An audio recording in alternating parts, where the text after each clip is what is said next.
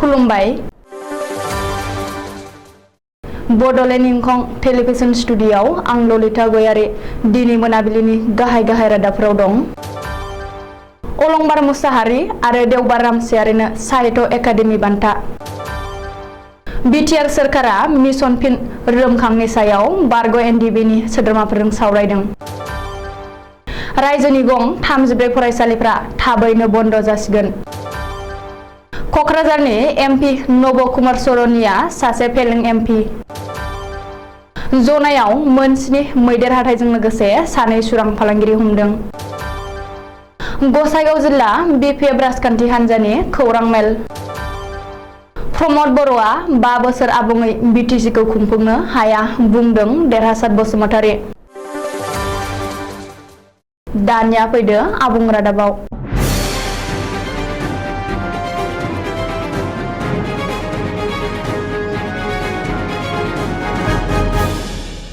(2022) मायथाइनि साहित्य एकाडेमि बान्थाखौ फोसावबाय। साहित्य एकाडेमिया दिनै प्रेस रिलिज खालामनानै 2022 मायथाइनि साहित्य एकाडेमि बान्थानि थाखाय सायख'जानाय बिजाब आरो लिरगिरिफोरनि मुंखौ फोसावदों। मख'नो गोनांदि बर'नि 2 गेदेरमा लिरगिरिया 2022 मायथाइनि साहित्य एकाडेमि बान्थानि थाखाय सायख'जादों। बे 2 गेदेरमा लिरगिरिया जादों देवबार रामसियारि आरो अलंबार मुसाहारि। साहित्य एकाडेमि प्रेस बिबुंसाराव फोसावनाय बादिब्ला गां फुजानाय मासे दाउ सुंद' सल' बिजाबनि थाखाय अलंबार मुसाहारिखौ साहित्य एकाडेमि लाइमोन बान्थानि थाखाय सायख'दों। गुबुन फारसे देवबार रामसियारिखौ लांगोनानि बखालि गथ' सल'मा बिजाबनि थाखाय साहित्य एकाडेमि बाल साहित्य पुरस्कारनि थाखाय सायख'दों। मख'नो गोनांदि अलंबार मुसाहारिया आथिखालाव बर' लाइमोन लिरगिरि गौथुमनि लेङाइ नेहाथारिनि बिबानखौ रुजुनगासिनो दं। बिटिआर सोरखारा दिनै मिशन फिन रोदोमखांनि सायाव बारग' एनडिबिनि सोद्रोमाफोरजों सावरायदों। बिटिआर सोरखारनि बानजायनायाव बारग' एनडिबिनि सोद्रोमाफोरखौ लानानै मिशन फिन रोदोमखांनि सायाव सावरायनायखौ दिनै अदालगुरिनि बिडिएफ नब्लङाव लानाय जायो। बे सावरायनायाव जर'खा हांख्रायजानाय आलासि महरै बाहागो लायो एबसुनि आफादगिरि दिपेन बर'आ। जर'खा हांख्रायजानाय आलासि महरै बाहागो लानानै एबसुनि आफादगिरि दिपेन बर'आ हारिया जेब्लाबो रांखान्थि बिथिङाव उदां जानो हागौ अब्लासो हारिखौ जौगाबाय होननानै बुंनो हागोन होननानै बुंथियो। बबेखानि बड'फा उपेन्द्रनाथ ब्रह्मआ बर' हारिनि सुबुंफोरखौ खावलायलांनाय लेखायैनो रांखान्थि बिथिङाव जौगाहोनो एबसुआ बड'फानि गोजोरथियारि सोलायनाय मावथांखि बिथांखिनि गेजेरजों गामि गामि सांग्रांथि मेल खुंगासिनो होननानैबो दिपेन बर'आ गावनि बिबुंथियाव बुंदों। बेजों लोगोसेनो आद्रा थाबावनाय बारग' एनडिबिनि सोद्रोमाफोरनि मोननो गोनां राङारि अनसुंथाइ एबा गावखौ सुंथानायनि राहाखौ थाबैनो गथायनो थाखायबो दिपेन बर'आ बिटिआर सोरखारजों लोगोसे आसाम सोरखारखौ खावलायो। मख'नो गोनांदि सावराय जथुमाव हांख्रायजानाय जर'खा आलासि महरै बाहागो लाफैनाय आसामनि एडिजिपि डक्टर हिरेन चन्द्र नाथखौबो दिपेन बर'आ जर'खायै खावलायदों। मिथिनो हानाय बादिब्ला बे सावराय जथुमाव बिटिआरनि गाहाय प्रमद बर', लेङाइ गाहाय आरो अदालगुरिनि एमएलए गबिन्द चन्द्र बसुमतारी, एमएलए लरेन्स इस्लारि, रायजो सभानि एमपि रोनगोरा नार्जारि, बिटिसि एलएनि बुंथिगिरि खाथिराम बर', गोबांसा एमसिएलए आरो बारग' एनडिबिनि दैदेनगिरि सोद्रोमाफ्रा बाहागो लायो। रायजोनि सोलोंथाइ बिथिङाव मोनसे गेदेर खौरां। रायजोनि गं 34 फरायसालिफ्रा थाबैनो बन्द जानायनि लामायाव। 2022 मायथाइनि मेट्रिक आरो हाइ माद्रासा आनजादाव सासेबो फरायसा उथ्रिसार जानो हायै फरायसालिफोरखौ सोरखारा बन्द खालामसिगोन। मख'नो गोनांदि मेट्रिक आरो हाइ माद्रासा आनजादाव लाथिख' फिथाइ होनाय रायजोनि गं 34 फरायसालिफोरनि हेंथायै गिबि मन्थ्रि डक्टर हिमन्त बिश्व शर्माया गोख्रों राहा लानानै बन्द खालामनो बिथोन होदों। बबेखानि गं 34 सोरखारि आरो निजायारि फरायसालिफोरजों लोगोसे गं 57 भेन्सार फरायसालिफोरनि सायावबो राहा लागोन होननानै गिबि मन्थ्रिया बुंदों। दा बावैनो बन्द जानो गोनां रायजोनि फरायसालिफ्रा काछार जिल्लायाव गंबा, चिराङाव गंसे, दरंआव गंसे, धुबुरीयाव गंनै, डिब्रुगड़आव गंसे, गवालपारायाव गंनै, गलाघाटआव गंसे, हाइलाकान्दियाव गंसे, जरहाटआव गंबा, कामरुपआव गंसे, कार्बि आंलंआव गंस्नि, कक्राझाराव गंसे, लखिमपुराव गंनै, नगावआव गंनै, नलबारियाव गंसे, सोनाब कार्बि आंलंआव गंसे फरायसालियाव दाबावैनो बन्द जागोन। मख'नो गोनांदि बे बन्द जानो गोनां फरायसालिफोरखौ गुबुन गंसे फरायसालिजों लोगोसे सरजाबनाय जागोन। गुबुन फारसे आनजादाव लाथिख' रिजाल्ट होनाय गं 57 भेन्सार फरायसालिफोराबो भेन्सार गनायथिखौ खोमाना लानांसिगोन। रायजो सोरखारा गं 57 भेन्सार फरायसालिफोरनि भेन्सार गनायथिखौ दानना होगोन। भेन्सार गनायथि खोमाना लानो गोनां फरायसालिफोरनि गेजेराव दं जरहाटआव गंस्नि, कामरुपआव गंबा, नगावआव गंबा, डिब्रुगड़आव आरो हजेआव गंब्रै, बाक्सा, बङाइगाव, कार्बि आंलं, तिनिसुकिया आरो अदालगुरि जिल्लायाव गंथामै, सराइदेव, गलाघाट, कामरुप मेट्र', माजुलि, नलबारियाव गंनैयै, बरपेटा, काछार, धुबुरी, डिमा हासाव, गवालपारा, कक्राझार, लखिमपुर, मरिगाव आरो नगाव जिल्लायाव गंसे भेन्सार फरायसालिफ्रा सोरखारिनि गनायथि दानजागोन। बिटिआर हालामा फिन दुंहाव जागोन नामा? बे सोंथि सिखांदों। मानो फिन राजा लामायाव ओंखारनो हुमखि होदों? अबर' सुरक्षा समितिया बाक्सा जिल्लानि बरमायाव खुंनाय अबर' सुरक्षा समितिनि सावराय जथुमाव 5 नं कक्राझार लकसभा बियाबनि एमपि नब कुमार सरननिया सासे फेलें एमपि होननानै अजद होदों। बेजों लोगोसे अबर'नि मुं लानानै लान्थ्रि खननै एमपि जानाय नब कुमार सरननिया संसदआव बिटिआरनि अबर' रायजो राजाफोरनि बागै खनसेबो बाथ्रा बुंनाय नुवाखै होननानै बुंदों।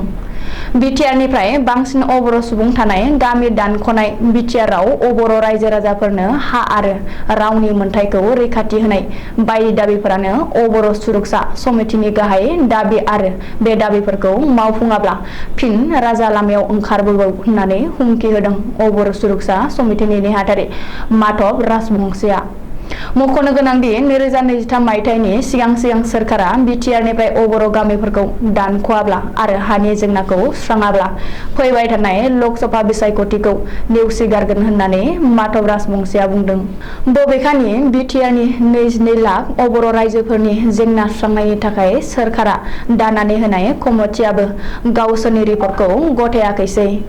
राजबंसी गामि दानख'नायनि हेंथायै बिटिआरआव गामि सोसननायनि बागैसो मोनसे हानजाया सोलो खालामगासिनो होननानैबो माधव राजबंसीया बुंदों। आसाम अरुणाचल सिमनायारि ओनसोल जनाय लकी नेपाली बस्तियाव दिनै फुङाव मैदेर हाथाइजों लोगोसे 2 सुरां फालांगिरि हमजादों। सुलुङाव फोरमायथिनाय बादिब्ला भारत सोरखारनि हाग्रानि जिब जुनारनि सायाव इनायखौ होबथाग्रा बिउर' हाग्रा बिफान आरो जनाय पुलिसआ दिनै आसाम अरुणाचल सिमनायारि ओनसोल नेपाली बस्तियाव जथाय अपारेसन खालामना मोन 7 मैदेर हाथाइजों लोगोसे 2 सुरां फालांगिरिखौ हमनो हादों। स्रोद सुलुङाव फोरमायनाय बायदियै बे अपारेसनखौ खालामदोंमोन। रैखाथि बिफाना मोन 7 मैदेर हाथाइजों लोगोसे गंसे सुइफ्ट डिजायार कार, गंसे मोननै नलिनी हाथियार, टर्चनि कारटिज आरो गंथाम मबाइल फनखौ बोखांनो हादों। हमजानाय 2 सुरां फालांगिरिफोरखौ अरुणाचल प्रदेश सानजा सियां जिल्लानि थागे रिना आरो थालेन जुम होननानै पुलिसआ सिनायथिदों। बबेखानि मैदेर हाथाइजों लोगोसे हमजानाय 2 सुरां फालांगिरिजों लोगोसे जायगानि सुबुंनि मदद थानो हागौ होननानै जनाय पुलिसआ सन्देह खालामदों। रिपर्ट बादिब्ला 2 सुरां फालांगिरिखौ जनाय पुलिसआ जिम्मायाव लाना नायबिजिरनो जागायबाय। थांनाय 23 आगस्ट मंगलबारखालि बिटिआरनि एम राकेश ब्रह्मआ बिपिएफ राजखान्थि हान्जाखौ माखासे खौरां बिजोंनि गेजेरजों सोंखारिनायजों लोगोसे बिपिएफ राजखान्थि हान्जाखौ थांनाय 17 बोसोरनिफ्रायनो मानसि बुथारनानै रायजो सालायबोदों आरो मानसि बुथारदों होननानै गोख्रों अजद होनाय बाथ्राखौ लानानै दिनै गसाइगाव जिल्ला बिपिएफ राजखान्थि हान्जाया मोनसे खौरांगिरि मेल खुंदों। बे खौरांगिरि मेलनि गेजेरजों गसाइगाव जिल्ला बिपिएफआ राकेश ब्रह्मआ मानसि बुथारनाय फोरमान होनो हायाब्ला बिथांनि फारसे गोख्रोङै आयेननि राहा लागोन होननानैबो हुमखि होयो। लोगोसे राकेश ब्रह्मनि हेंथायै दिनै बिटिआरनि मोनफ्रोमबो जिल्लायाव मानहानि खालामनायनि केस होगोन होननानैबो फोरमायदों गसाइगाव जिल्ला बिपिएफ राजखान्थि हान्जानि गाहाय नेहाथारि बिल्ला कुमार ब्रह्मआ। लोगोसे बिटिआरनि चिफ प्रमद बर'खौ थाबैनो इएम राकेश ब्रह्मनि बिबानखौ बोख्लायना होनो थाखायबो दाबि खालामदों आरो राकेश ब्रह्म बादि सासे सोद्रोम गैयै मानसिया इएम जानो समाया होननानैबो बिल्ला कुमार ब्रह्मआ बुंदों। बिटिसिनि हेंथा दोलोनि दैदेनगिरि एबा बिपिएफ दोलोनि एमसिएलए बारग' इएम देरहासात बसुमतारिया बुंदों दि प्रमद बर'आ 5 बोसोर आबुङै बिटिसिखौ खुंफुंनो हानाय नङा।